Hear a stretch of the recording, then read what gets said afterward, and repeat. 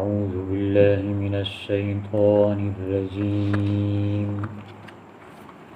بسم الله الرحمن الرحيم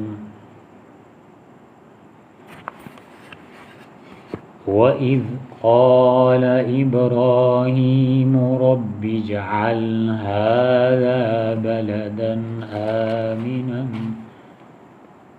وارزق أهله من الثمرات من آمن منهم بالله واليوم الآخر قال ومن كفر فأمتعه قليلا ثم أضطره إلى عذاب النار وبئس المصير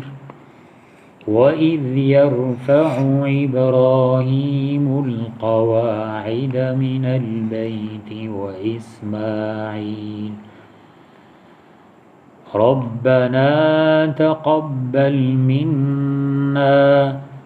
إنك أنت السميع العليم ربنا واجعلنا مسلمين لك ومن ذريتنا أمة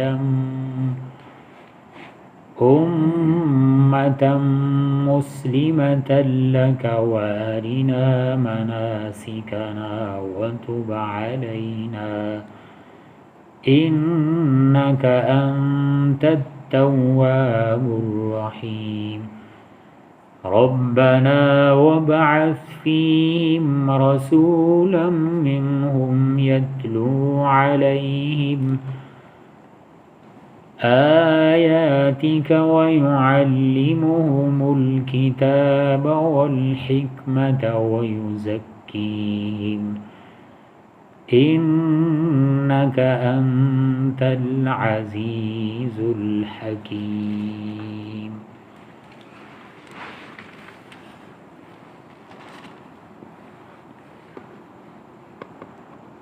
وَإِذْ اور جب قال کہا ابراہیم حضرت ابراہیم علیہ السلام نے رب اجعل اے رب بنا دے ھذا بلدن اس شہر کو آمناً امن والا ورزق اور رزق دے اہلہ اس کے رہنے والوں کو من الثمرات پھلوں سے من آمن جو ایمان لائے منہم ان میں سے باللہ ساتھ اللہ کے والیوم الآخر اور آخرت کے دن پر قال فرمایا ومن کفر اور جس نے کفر کیا فأمتعہ پس اس کو فائدہ دیں گے قلیلاً تھوڑا سا ثم اضطرہ پھر اس کو مجبور کیا جائے گا الی عذاب النار طرف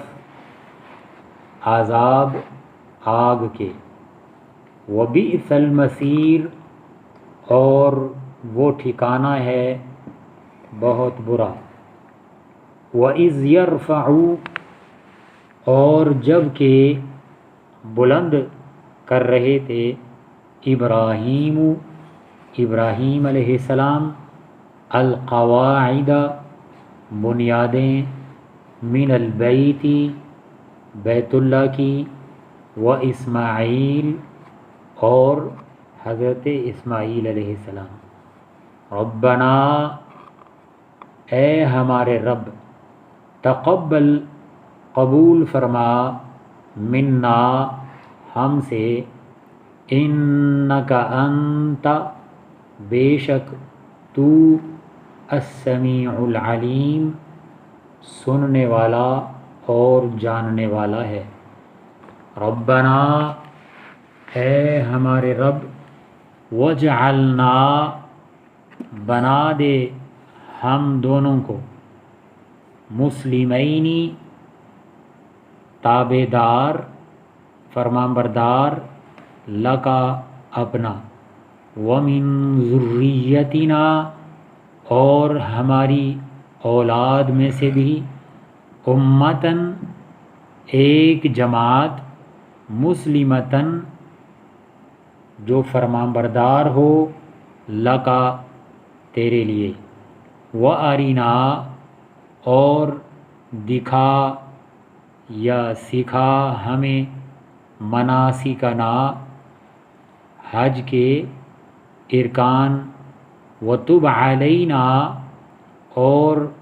توبہ قبول فرما ہماری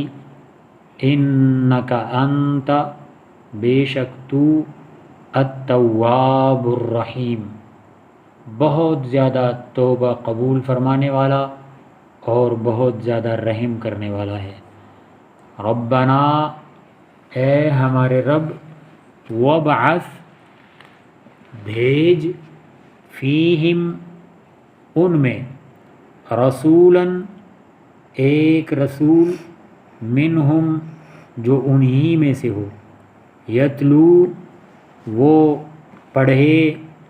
علیہم ان پر آیاتی کا تیری آیتوں کو وَيُعَلِّمُهُمُ الْكِتَابَ اور وہ تعلیم دے ان کو کتاب کی والحکمت اور دانائی کی حدیث کی وَيُزَكِّيهِمْ اور ان کا تزکیہ کرے پاک کرے انک انت بے شک تو العزیز الحکیم بہت غالب اور دانا ہے۔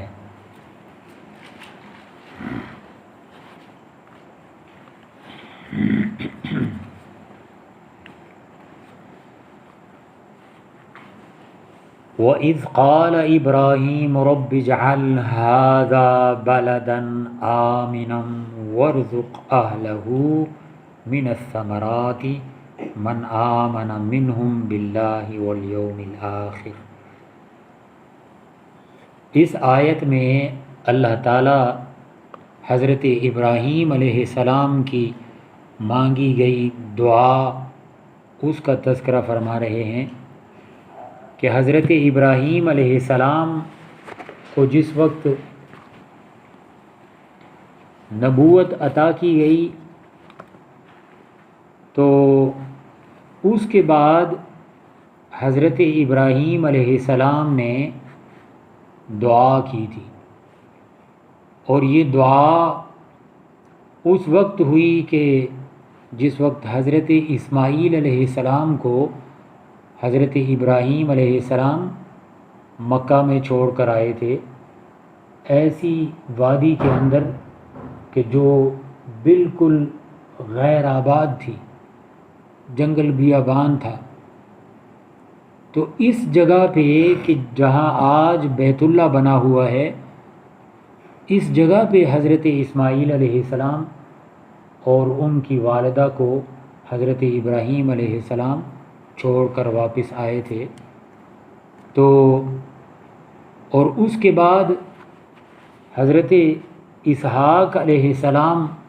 کی پیدائش جب ہوئی تو اس کے بعد یہ دعا کی تھی حضرت ابراہیم علیہ السلام نے۔ اور آپ کو یہ معلوم ہوگا کہ حضرت اسماعیل علیہ السلام جو تھے وہ حضرت اسحاق علیہ السلام سے 13 سال بڑے تھے، اور پھر حضرت ابراہیم علیہ السلام نے یہ دعا فرمائی اور کیا فرمایا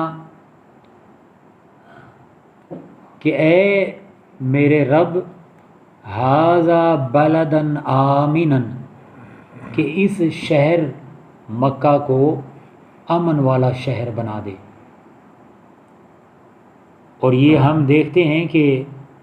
اللہ کی مہربانی سے حضرت ابراہیم علیہ السلام کی گئی دعا جو ہے وہ آج بھی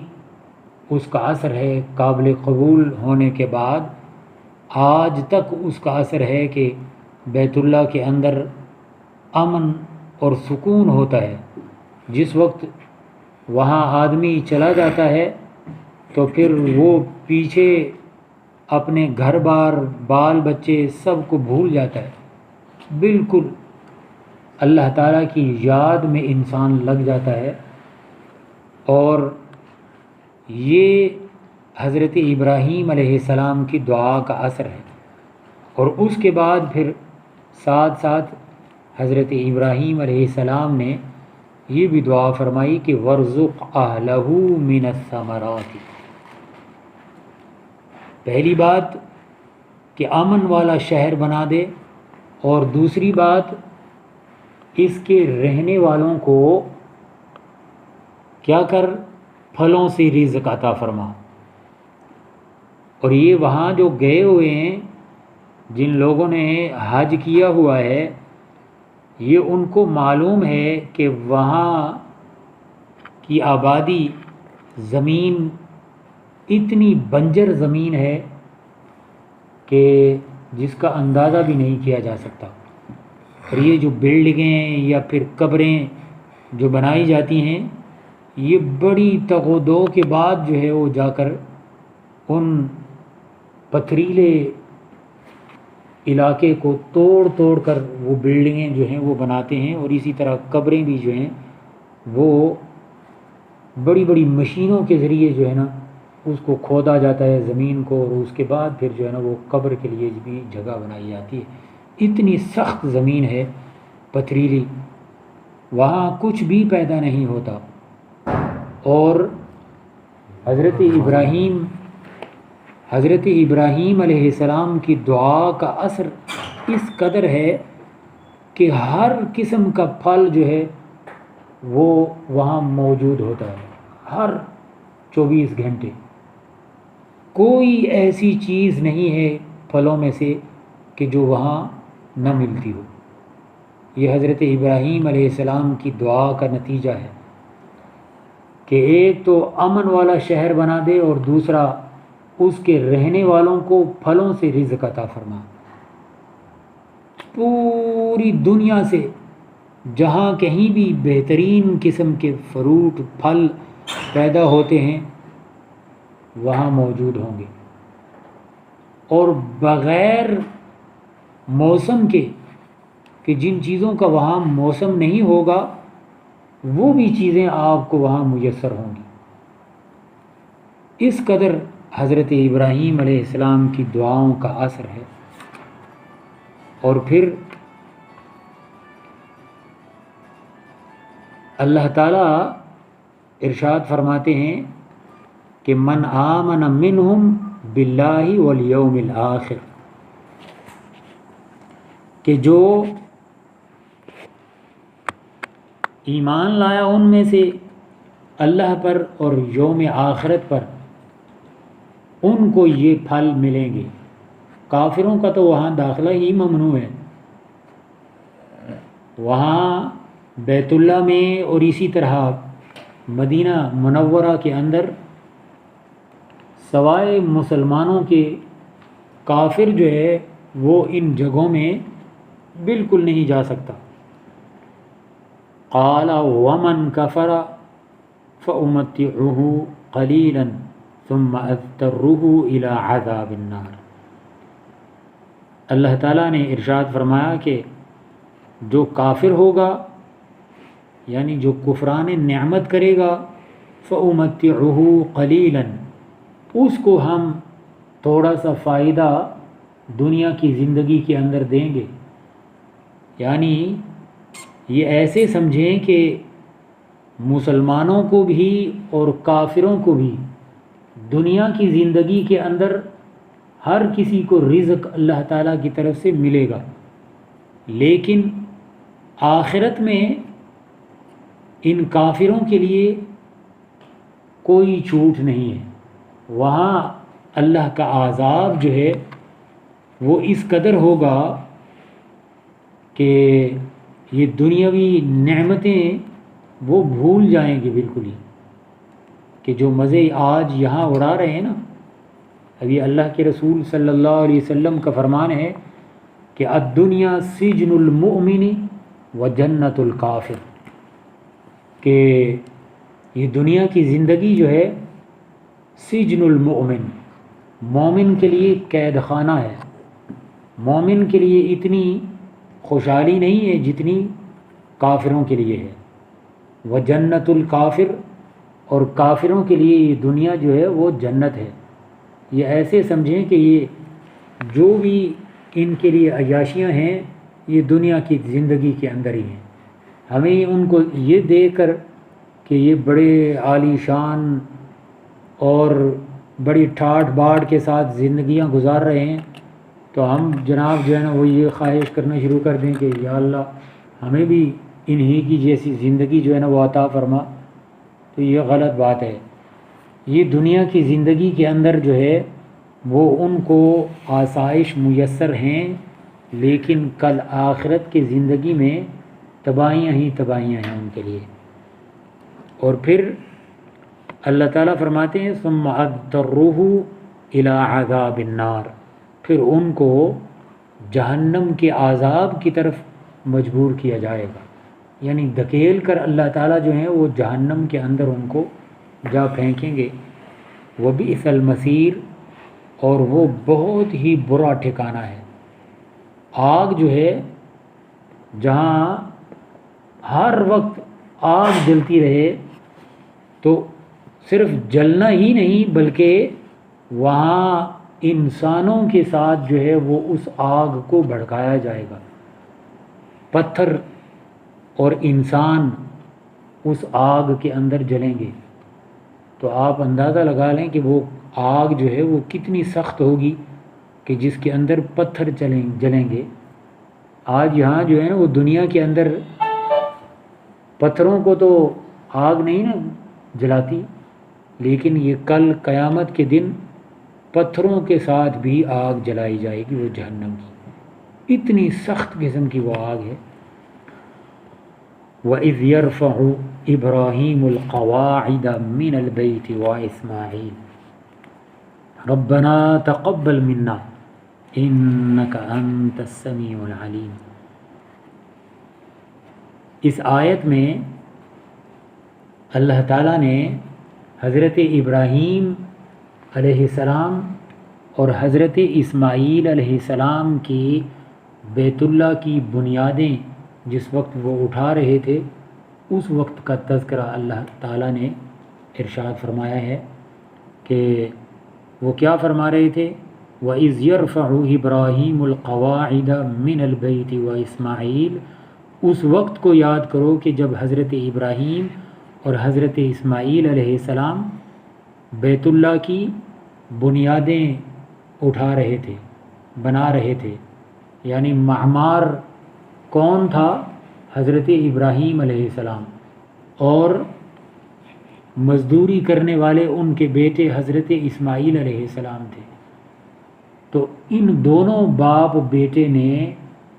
اس بیت اللہ کو بنایا تھا کہ جو آج ہمیں وہاں نظر آتا ہے اور یہ تصویروں کے اندر ہمیں دکھائی دیتا ہے۔ یہ سب سے پہلے حضرت ابراہیم علیہ السلام اور حضرت اسماعیل علیہ السلام ان دونوں باپ بیٹے نے اللہ کے اس گھر کو بنایا تھا۔ اور پھر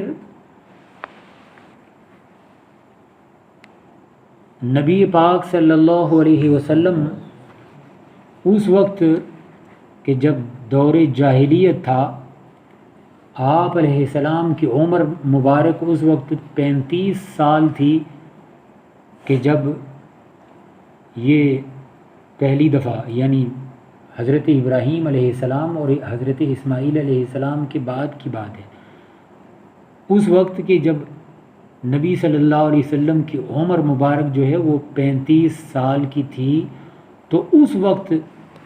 یہ بیت اللہ جو ہے یہ دوبارہ بنایا گیا تھا۔ یعنی ایسے سمجھیں کہ وہ پہلا جو ہے وہ مسمار ہو گیا، اور پھر دوبارہ دور جاہلیت کے اندر ابھی نبی صلی اللہ علیہ وسلم نے نبوت کا اظہار نہیں فرمایا تھا، 40 سال کی عمر کے اندر جا کر نبوت کا اظہار فرمایا۔ تو اس سے 5 سال پہلے 35 سال کی عمر میں دور جاہلیت کے اندر یہ بیت اللہ جو ہے وہ بنایا گیا تھا، اور اس کے بعد حضرت عبداللہ بن زبیر رضی اللہ عنہ انہوں نے دوبارہ اس بیت اللہ کو کچھ عرصے کے بعد جو ہے وہ تعمیر کیا تھا، اور اس کے بعد عبد الملک یہ بھی ایک جو ہے وہ گزرے ہیں خلیفہ، تو ان کی دور خلافت کے اندر حجاج بن یوسف، یہ تو شاید آپ لوگوں نے نام سنا ہو، یہ تھے۔ تو انہوں نے اس کے بعد جو ہے وہ اس بیت اللہ کو بنایا تھا اسی دور جاہلیت کی طرز کے اوپر۔ حضرت زبیر عبداللہ بن زبیر رضی اللہ عنہ نے جس وقت اس بیت اللہ کی تعمیر کی، تو اس پہلے دور جاہلیت کے بیت اللہ کی بنیادیں جب اٹھائی گئی تھیں، اس سے یہ حضرت عبداللہ بن زبیر رضی اللہ عنہ نے جو بیت اللہ بنایا تھا یہ تھوڑا سا مختلف تھا، لیکن جس وقت حجاج بن یوسف نے بنایا اپنے دور کے اندر، تو بہو وہی کہ جو دور جاہلیت کے اندر بنایا گیا تھا، جس وقت آپ صلی اللہ علیہ وسلم کی عمر مبارک 35 برس کی تھی، اور آپ صلی اللہ علیہ وسلم نے اپنے دست مبارک سے حجر اسود آج جہاں جو ہے وہ پیوست ہے، یہ آپ علیہ السلام نے اپنے ہاتھ دست مبارک سے جو ہے نا وہ وہاں پیوست کیا تھا، لگایا تھا۔ اور یہ صورتحال جو ہے اللہ تعالیٰ یہاں بیان فرماتے ہوئے ارشاد فرما رہے ہیں کہ جس وقت حضرت ابراہیم اور حضرت اسماعیل علیہ السلام نے بیت اللہ کی دیواریں بنائیں، تو اس کے بعد کیا ہوا؟ ربنا تقبل منا انک انت السمیع العلیم۔ انہوں نے دعا کی کہ اے اللہ ہمیں جو توفیق تھی ہم نے وہ کر دیا، یعنی ہم نے بیت اللہ کو، آپ کے گھر مبارک کو تعمیر کر دیا ہے، تو انک انت السمیع العلیم، تو آپ ہی ہیں دعاؤں کے سننے والے اور جاننے والے۔ اور اس کے بعد پھر ربنا وجعلنا مسلمین لک ومن ذریتنا امۃ مسلمۃ لک۔ تو پھر کیا ہوا؟ دعا فرمائی گئی، اے ہمارے رب وجعلنا مسلمین لک، ہم دونوں کو اپنا مطیع و فرما بردار بنانا، یعنی باپ بیٹے دونوں کو۔ اور اس کے بعد وَمِن ذُرِّيَّتِنَا أُمَّةً مُسْلِمَةً لَكَ، اور ہماری اولادوں سے بھی ایک جماعت ایسی ہونی چاہیے کہ جو تیری فرما بردار ہو۔ تو وَأَرِنَا مَنَاسِكَنَا وَتُبْ عَلَيْنَا، اور ہمیں کیا کر؟ حج کے ارکان، حج کے